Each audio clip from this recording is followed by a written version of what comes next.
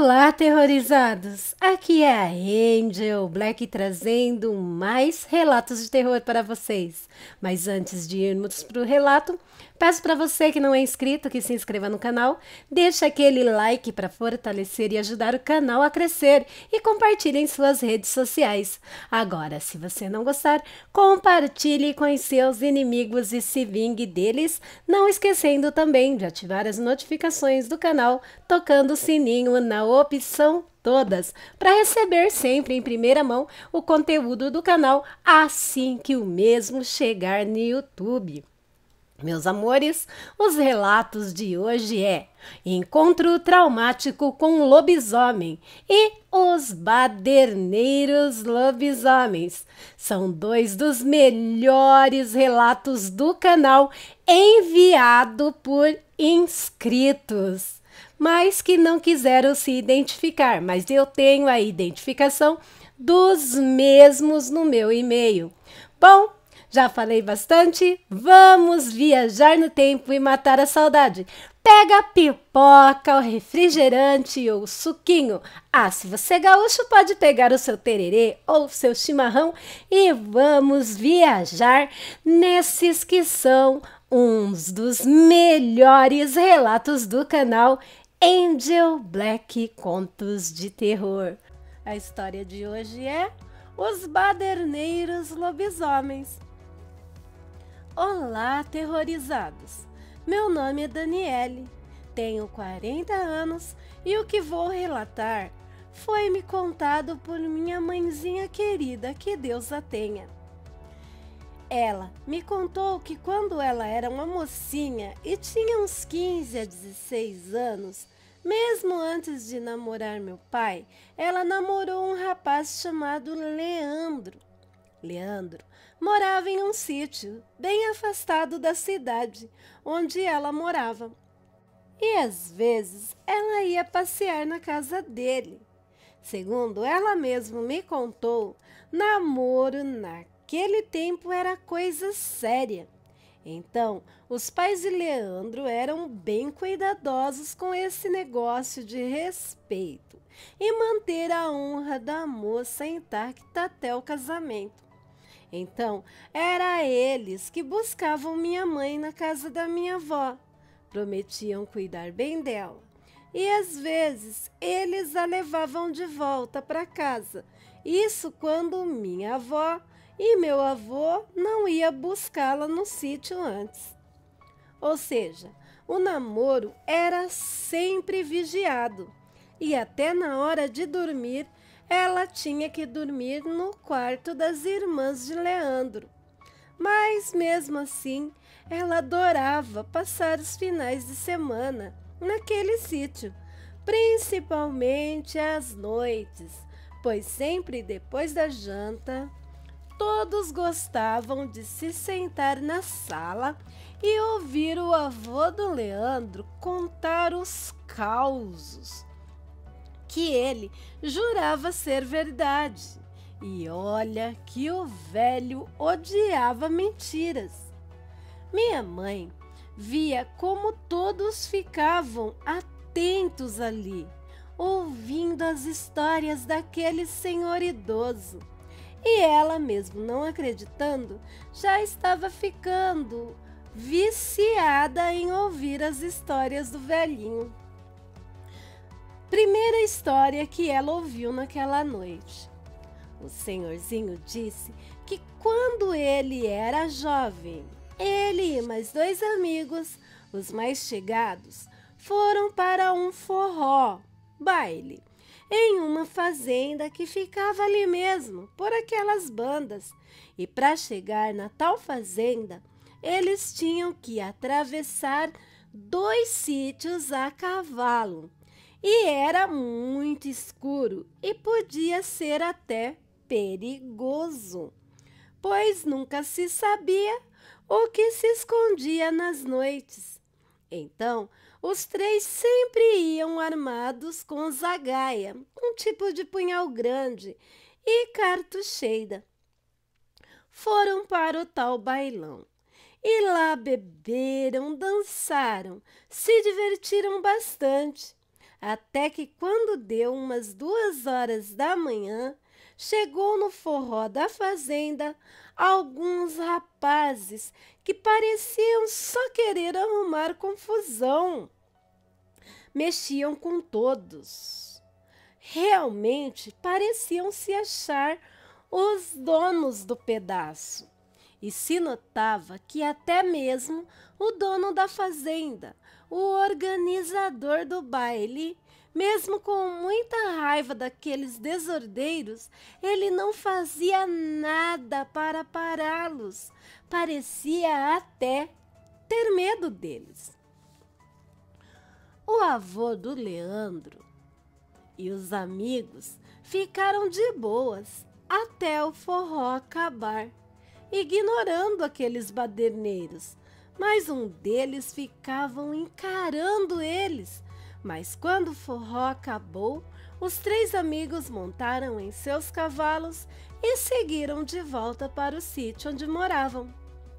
No caminho de volta, algo assustou os cavalos, e quando eles olharam para trás, viram olhos amarelos brilhantes no mato, no meio da escuridão. Julgando ser apenas lobos-guarás, que era uma praga ali na região àquele tempo, meteram as esporas em seus cavalos e foram o mais rápido possível de volta ao sítio onde moravam. Depois de algum tempo, teve outro baile na mesma fazenda. Baile esse que era para comemorar o casamento de uma das filhas do fazendeiro. O homem tinha planejado terminar o baile antes da meia-noite, para evitar que aqueles baderneiros da madrugada anterior viessem encher o saco. Mas foi em vão. Quando deu umas 11 horas da noite, os mesmos baderneiros da outra vez chegaram, cheios de marra de novo. E quando deu meia-noite e o sanfoneiro parou de tocar, aí sim aqueles cabras da peste ficaram realmente insuportáveis. Começaram a falar alto, a quebrar garrafas e a perturbar as pessoas. As que estavam de visita se recolheram, nos quartos da casa grande. Mas os outros convidados que teriam que ir embora para suas casas estavam com medo de ir.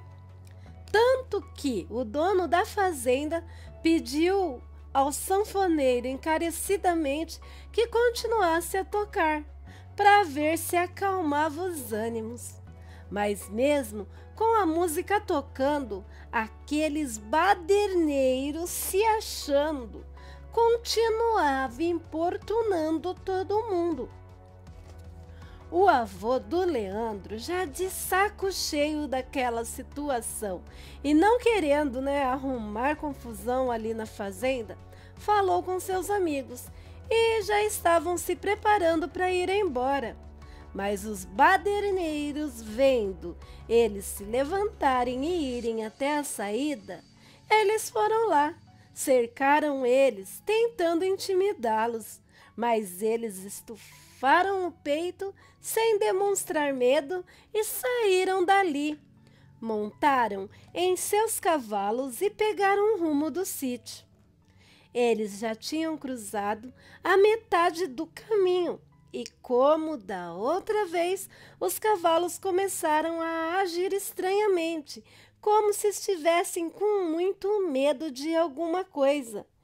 Eles então desceram dos cavalos e tentavam puxar os animais pelas rédeas, mas os cavalos não iam.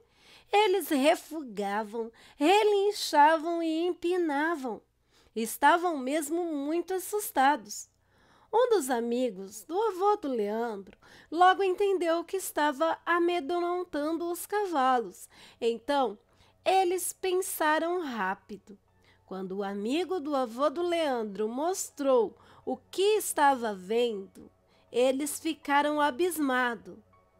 eles também viram vários olhos amarelos brilhando na escuridão. E como os cavalos não estavam deixando eles montarem neles, eles tiraram suas camisas e prenderam nas selas dos cavalos. Só ficaram com suas armas, e assim que soltaram os cavalos, os bichos saíram a galope na escuridão, como se estivessem fugindo do próprio demônio. Os 3 rapazes esfregaram um pouco de folha de fumo no corpo e se esconderam dentro de um mata-burro. Mata-burro é um buraco no chão coberto com fortes ripas de madeiras presas, meia afastadas uma das outras, para evitar que bois e cavalos passem pelo local. Ficaram bem agachadinhos e em silêncio absoluto dentro do buraco, rezando para que aqueles bichos não os encontrassem. E em frações de segundos, eles viram passar do lado de onde eles estavam escondidos várias criaturas horríveis, bestas enormes, uma mistura de cão e gente, muito grandes e peludos, com dentes e garras enormes. Aqueles bichos, com certeza, eram os donos dos olhos amarelos que eles tinham visto ao longe. Por sorte, as criaturas passaram direto por eles e foram atrás dos cavalos. E eles ficaram ali dentro do mata-burro até o dia clarear. Assim que amanheceu, os 3 saíram do esconderijo e seguiram a pé para o sítio. Não andaram muito e acharam um dos cavalos esviscerado no meio do pasto, com as tripas todas para fora do corpo e o corpo todo rasgado. Era o cavalo do avô do Leandro, e da camisa que ele tinha deixado presa na sela sobraram apenas tiras de pano. Realmente, segundo ele, foi uma visão perturbadora ver o que tinha acontecido com o seu pobre animal e ver a camisa dele naquele estado. Ficou imaginando só o que aconteceria se ele estivesse montado no cavalo. Continuaram o caminho até chegar no sítio. Quando chegaram, viram uma agitação estranha na casa. Os pais deles estavam reunidos do lado de fora da casa, já com alguns peões. Eles estavam se preparando para sair, para procurá-los. E logo viram as mães deles num desespero danado, chorando, preocupadas mesmo. Não demorou muito, eles entenderam o porquê daquela agitação toda. Os outros 2 cavalos que tinham chegado no sítio, mas um deles chegou com marcas profundas de garras e dentes e já estava dando seus últimos suspiros, pois os cortes eram muito profundos e o animal perdera muito sangue. Tudo aquilo vinha a confirmar o que os antigos sempre avisavam, que as noites sempre escondiam criaturas do mal. E no caso deles, o mal era uma alcateia inteira de lobisomens.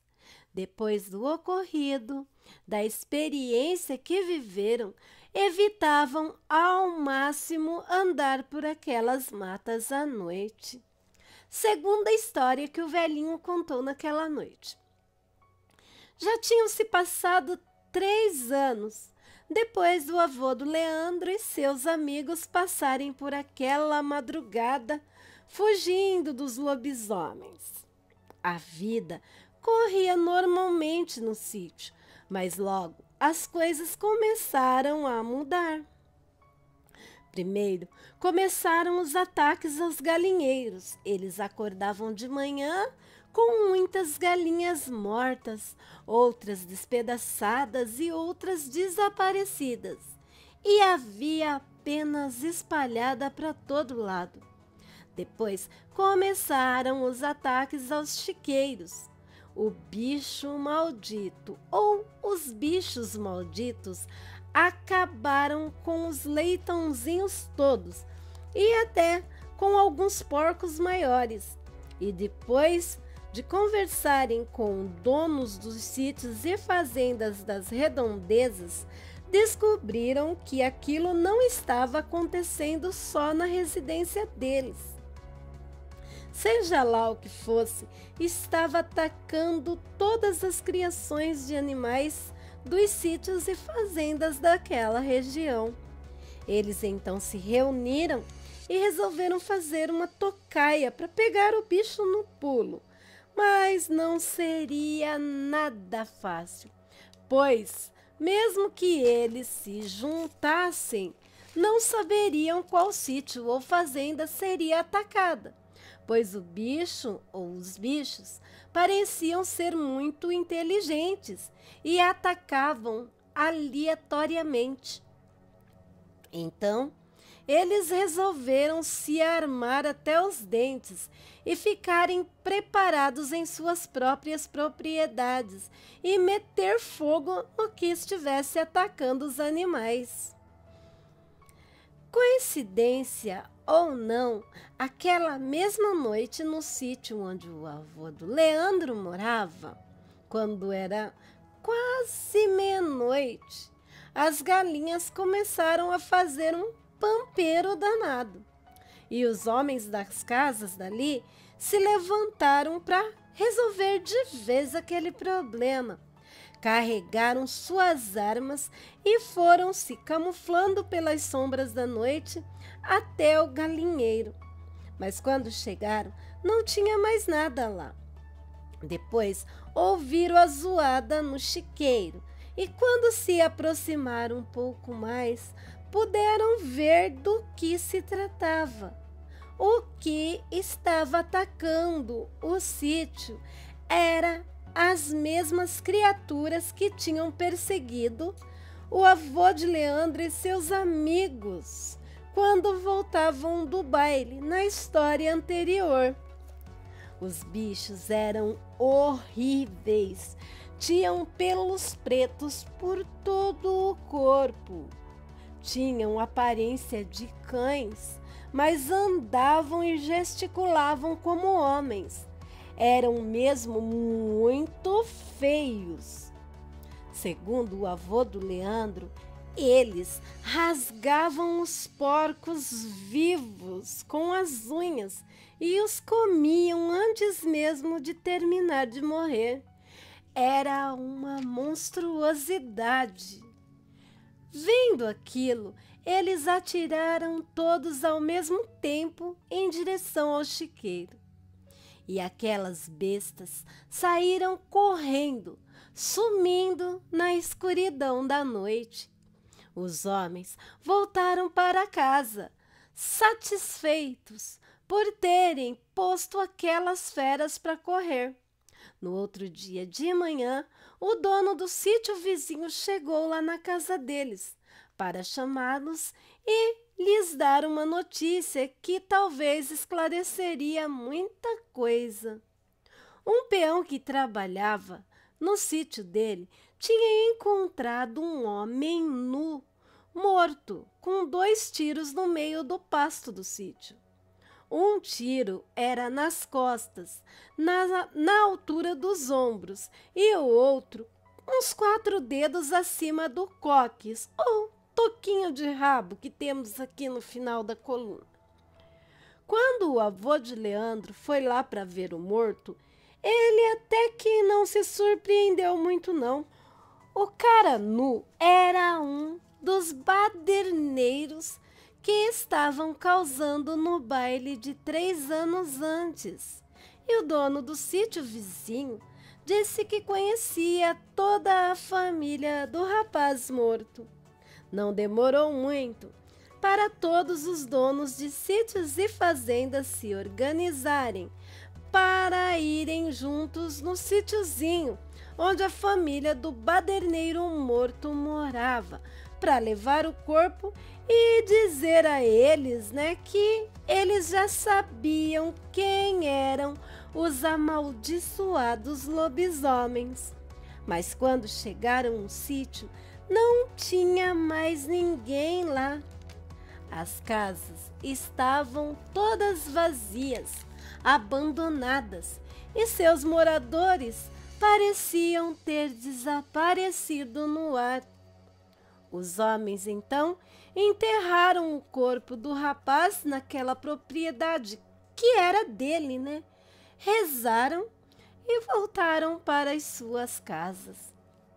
Depois disso, nunca mais houve ataques como aqueles naquela região, mas muitos jovens que se aventuravam sair para festas e voltar altas horas da noite, avistavam um enorme lobo negro de olhos amarelos que ficava parado na estrada ou no pasto, olhando para eles, mas sem sair do lugar, apenas os seguiam com os olhos. A maioria dos moradores dos sítios e fazendas da região achavam se tratar do espírito do lobisomem que mataram ali aquela noite. Depois de contar essas histórias, o avô do Leandro se levantou com dificuldade, pois era bem velhinho, e foi para o quarto dele dormir. Minha mãe e as irmãs de Leandro foram dormir também. Minha mãe não acreditou em nada do que o velhinho contou, mas achou que ele era muito bom inventando histórias. E com um sorriso sarcástico no rosto, ela foi fechar a janela do quarto das meninas. Mas quando ela olhou na direção do cafezal que ficava perto da casa, seus olhos se esbugalharam e o sorriso lhe deixou os lábios lentamente. Ela viu um enorme lobo negro de olhos amarelos, olhando fixamente na direção da casa. Na verdade, aquilo parecia estar olhando direto para os olhos dela, sem se mexer, apenas ficava olhando. Tremendo, igual a gelatina, minha mãe fechou a janela e colocou a tranca, deitou na pequena cama de solteiro e cobriu a cabeça. E por várias vezes ela olhou pelas frestas da madeira da casa e o bicho ainda estava lá, imóvel e olhando na direção da casa.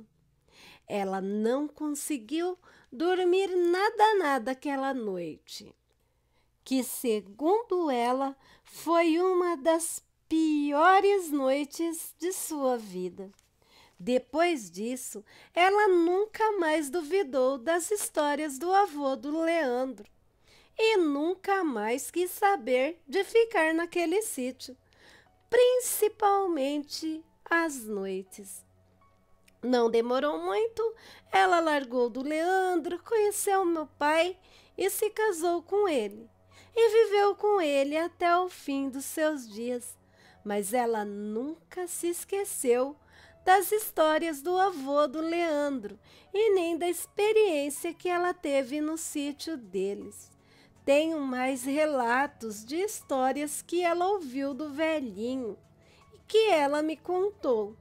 Prometo escrevê-las e compartilhar com vocês assim que possível. História de hoje: encontro traumático com uma matilha de lobisomens.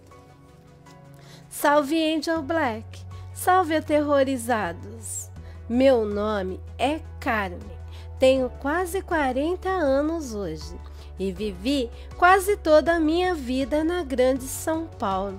Sempre trabalhei no comércio varejista e era acostumada com o corre-corre da cidade grande. Desculpe se o relato for muito longo, é que eu preciso contar todos os detalhes para vocês. Voltando ao relato. Só que em 2014, conheci um rapaz que me fez virar totalmente a cabeça. Ele era muito amoroso e me tratava como uma rainha, sempre me dando presentes caros, me levando para hotéis incríveis e restaurantes glamurosos. Ou seja, os 5 meses e 14 dias que passamos juntos foi para mim como um conto de fadas. Até aquela fatídica noite de 25 de dezembro de 2014. Isso mesmo, naquele Natal começariam os fatos que iam desencadear uma reação em cadeia, me fazendo deixar de ser tão cética e começar a acreditar no sobrenatural. Pois hoje posso afirmar, e sim, afirmar com certeza, que o sobrenatural existe e só quem vive sabe. Voltando ao meu relato. Dia 25 de dezembro, meu namorado, como eu gostava de chamá-lo, pois mesmo não sendo oficialmente casados, morávamos juntos. Ele me levou para um luxuoso hotel em uma praia no litoral de São Paulo, pois passaríamos a noite de Natal em um luau que teria lá. A noite estava perfeita, até que uns rapazes vieram falar com ele. Ele cochichou em meu ouvido para que eu pegasse um táxi, o primeiro que eu visse, e fugisse dali o mais rápido possível. Eu não estava entendendo nada, mas falando isso, ele colocou a carteira dele dentro da minha bolsa e os caras saíram de lá arrastando ele pela mão, puxando. Ele me olhou com os olhos cheios de lágrimas e me disse: "Eu te amo." Aquela seria a última vez que eu veria meu namorado. Bem, a última vez que eu veria ele vivo. Quando eu estava indo pegar o táxi, pude ver aqueles rapazes em volta dele. Não consegui ver ele, apenas a jaqueta. Eles estavam armados. Liguei do meu celular para a polícia e um deles me viu dentro do táxi. E pior, percebeu que eu vi o que eles fariam e a cara de todos eles. Ele então fez sinal com as mãos, passando os dedos no pescoço, como se me ameaçasse cortar minha garganta. Tremendo de medo, falei com quem me atendeu no telefone quando disquei 190. Contei tudo o que vi, tudo o que estava acontecendo ali, mas não me identifiquei. Assim que cheguei no hotel, peguei minhas coisas rapidamente, o que deu para pegar, e chamei outro táxi, pois com certeza eles tinham anotado a placa do táxi que eu saí da praia. Fui de táxi mesmo para São Paulo, pois estava traumatizada demais para esperar um ônibus. Chegando em minha casa, o telefone tocou e quando atendi, puseram uma gravação para eu ouvir. Eram aqueles malditos espancando o meu namorado antes de matá-lo. E ainda eu ouvia eles rindo, falando para ele tudo o que pretendiam fazer comigo quando me encontrassem. Depois ouvi tiros. Eles tinham executado o homem que eu amava. Fiquei paralisada com o telefone na mão e depois dos tiros, um daqueles malditos me falou: "Hoje ele, amanhã você." Joguei o telefone longe e aos prantos saí da minha casa. Peguei algumas joias e também um dinheiro que eu tinha guardado e a carteira do meu amor. Isso já era umas 5 da manhã. Fui para um apartamento, o apartamento de uma amiga. E assim que o dia amanheceu, eram umas 7 horas da manhã. Passou no jornal que um jovem traficante tinha sido brutalmente assassinado depois de ser muito espancado. E o pior, ele foi morto por seus próprios parceiros no crime. O motivo? Uma dívida muito grande, dívida do tráfico. Ali meu mundo caiu. Nunca imaginei que ele, meu namorado, era um traficante. Ele sempre me disse que trabalhava com vendas, por isso sumia de vez em quando. E eu acreditava nele, pois ele era a pessoa mais amável e doce que eu tinha conhecido em toda a minha vida.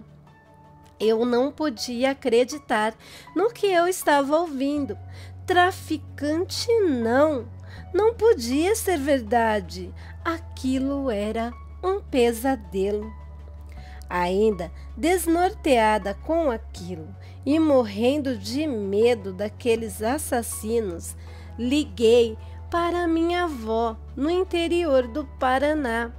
Contei tudo o que tinha acontecido comigo para ela e ela me disse que eu podia ir para lá, ficar no sítio com ela, pois o patrão dela era uma ótima pessoa. Peguei minhas poucas coisas que tinha levado para o apartamento de minha amiga, pois estava com medo de ficar na minha casa depois do telefonema, e no primeiro ônibus que saiu embarquei. Eu já estava no meio da viagem, quando recebi umas fotos por mensagem no meu celular. Eram fotos da minha casa em chamas e anexada à foto uma mensagem de texto. Não adianta fugir, Carmen. Vamos te achar. Na primeira parada de ônibus, arranquei o chip do meu celular, joguei no vaso e dei descarga. E lá mesmo, comprei outro chip e segui viagem. Enfim, cheguei no sítio onde minha avó morava e trabalhava. E fui muito bem recebida. O sítio ficava próximo a uma pequena cidade que tinha uma fábrica grande de tecidos. E como eu não conseguia dormir, pois tinha pesadelos horríveis com o ocorrido e tinha medo de tudo, mania de perseguição, sabe? Assim que passaram-se as festas de Réveillon, só para constar, o pior Réveillon da minha vida, já no começo de janeiro de 2015, dia 15 de janeiro para ser mais exata, comecei a trabalhar nessa fábrica têxtil. Minha avó não gostou muito, pois eu teria que andar tarde da noite, pois trabalharia das 10 da noite até as 4 da manhã do outro dia. Mas eu insistia em trabalhar. Precisava ocupar a minha mente, senão ficaria louca. Mas ela, como todos ali da região, acreditavam que naqueles lados haviam lobisomens. Eu até disse para ela que depois de tudo que eu tinha passado, eu tinha algo muito mais real e perigoso para temer. Então, não seria uma criatura folclórica inventada pelas mentes simplórias de pessoas do interior que iriam me assustar. Minha avó ainda insistia. Minha neta, vira e mexe aparece bichos mortos por todos os lugares dessa região. E eu rebatia. Isso é coisa de cachorro do mato, vó. Tem muito mato aqui em volta.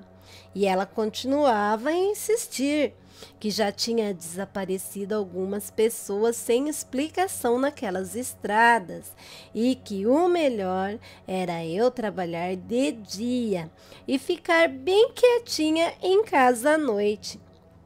Falei para ela não se preocupar comigo, que eu ficaria bem, mas para que ela ficasse em paz e não me enchesse mais o saco, comprei com o restante do meu dinheiro que eu tinha guardado um Corsinha 2000 para ir para o trabalho.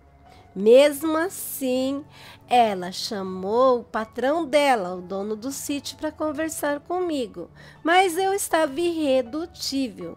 E aquele homem então me disse: se você quer fazer esse caminho à noite, faça. Mas tenha cuidado, nunca pare nessas estradas com seu carro à noite. E se por um acaso seu carro parar por algum defeito ou pane, trave as portas e não saia de dentro dele de jeito nenhum, menina. Concordei, mas no meu íntimo pensei comigo mesmo: que povo ignorante, supersticiosos demais, meu Deus. Se eles soubessem o que é realmente perigoso, paravam de acreditar em tais besteiras. Seguindo trabalhar por vários dias, quer dizer noites, com o meu Corsinha, e nada de anormal acontecia. Até que uma noite, quando eu estava saindo para trabalhar, tive a impressão de ouvir claramente a voz do meu namorado me dizer: fique em casa, amor, sussurrando em meu ouvido como ele sempre fazia. Chacoalhei a cabeça e falei comigo mesmo: estou ficando louca e supersticiosa, que nem o povo daqui. Deixa de ser besta, mulher. Então segui para o trabalho como sempre fazia. Mas aquela noite estava tudo dando errado. Quando deu mais ou menos 1h, estourou um compressor. Não sei o porquê, não entendo de máquinas. E logo em seguida, um transformador deu curto e pegou fogo. Isso em sequência. Então, os encarregados da fábrica nos disse para ir para casa, pois não teria mais como tocar a linha de produção aquela noite. Foi a alegria geral dos funcionários, Sair mais cedo é o que todos gostam de fazer. Eu também corri para o meu Corsinha e peguei a estrada de terra rumo ao sítio.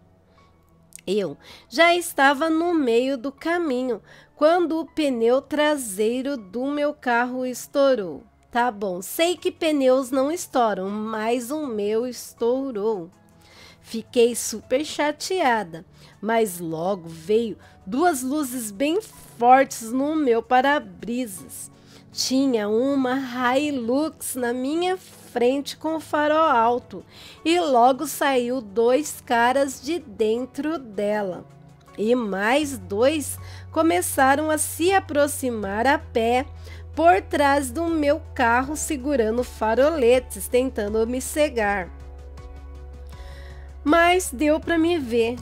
Aqueles mesmos cara eram os que tinham matado o meu namorado. Eles continuaram a atirar nos pneus do meu carro, os outros 3 que tinha sobrado. E sorriam como loucos, davam socos no para-brisa, no capô, nas portas do carro e rindo diziam: achamos você, princesa. Agora saia do carro para nós nos divertirmos um pouco. Eu estava paralisada de medo. Eles estavam adorando me tocar o terror. Um deles subiu em cima do meu carro e começou a pular como um doente mental. E eu ali, morrendo de medo, foi quando que do nada algo muito mais pesado também pulou em cima do meu carro, afundando o teto para dentro. Se eu já estava morrendo de medo, nessa hora eu entrei em pânico e vi a cabeça daquele cara rolando e caindo no chão. Depois vi sangue jorrando no meu para-brisa. Aquele bicho pulou de cima do meu carro e foi para cima dos outros malditos, que pararam de rir na hora e atiraram contra o monstro. Mas eles erraram, né? Foi quando vi mais 2 monstros iguais àquele saindo do matagal e indo atrás daqueles caras. Pelo que me lembro que vi, eu estava com muito medo, vou falar como me lembro. Aquelas coisas eram grandes e muito fortes, tinham pelos pretos e ralos. Eram uma mistura de homem e cachorro. Eles tinham olhos vermelhos como sangue, tinham espuma na boca, como cães raivosos. Os dentes deles eram saltados para fora de tão grande que eram. Eles também rosnavam como cachorros e tinha hora que grunhiam como porcos. Mesmo de dentro do carro, eu sentia um fedor tão forte de carniça que me fez me vomitar toda. Eles estavam destroçando aqueles traficantes malditos com muita facilidade e do nada começaram a se alimentar dos intestinos deles, na minha frente. E eu, paralisada dentro daquele carro, vendo tudo, sem conseguir me mover. E o pavor que senti foi tanto que acabei desmaiando. Quando acordei, o sol já estava alto no outro dia, e o dono do sítio e 2 de seus filhos, os gêmeos, estavam desvirando o meu Corsinha, que não sei como e quando aconteceu, estava capotado, amassado e todo riscado com marcas profundas, que julguei ser as garras daquelas feras tentando me pegar dentro do mesmo. A Hilux tinha desaparecido, assim como os restos mortais daqueles malditos assassinos.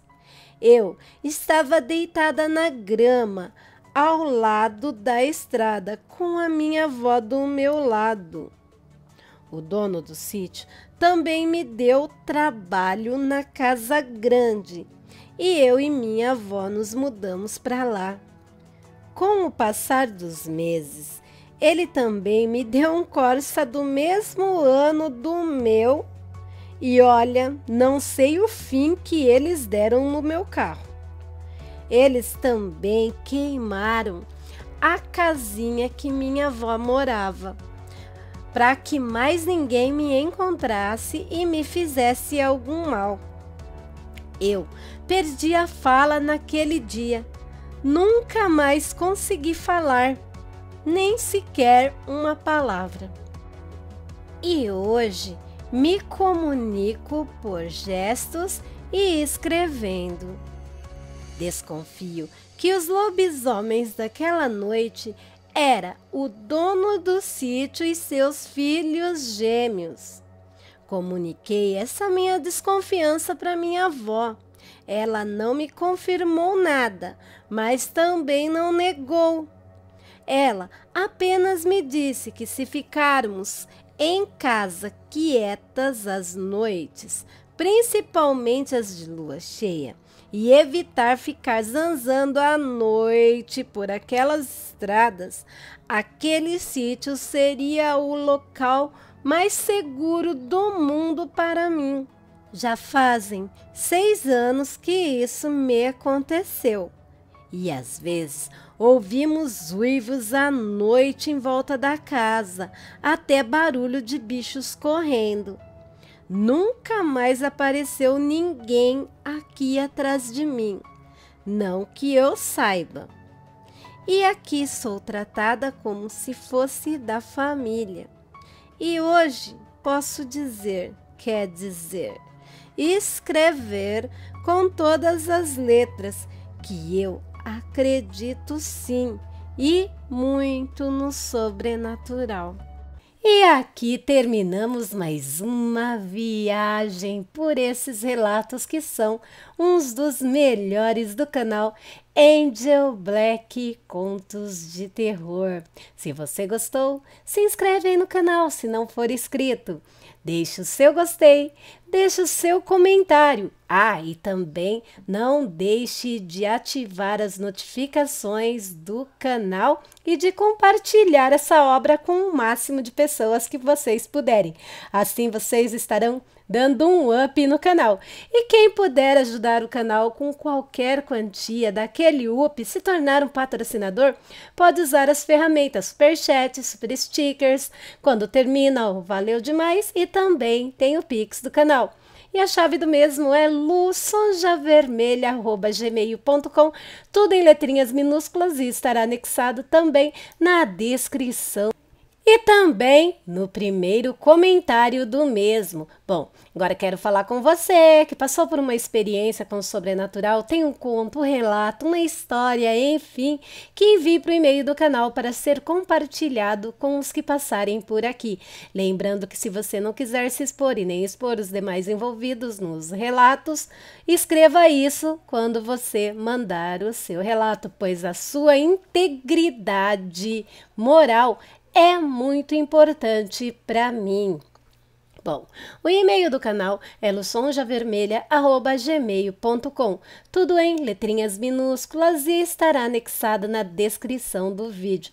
Meus amores, peço que deem um up, uma força lá nos outros canais da Angel, o Viajando no Tempo, no plano físico e no plano astral, Angelzinha, contando historinhas e vivendo aventura com os seus pequenos, e o canal de corte, relatos, casos criminais e entre outras coisas também.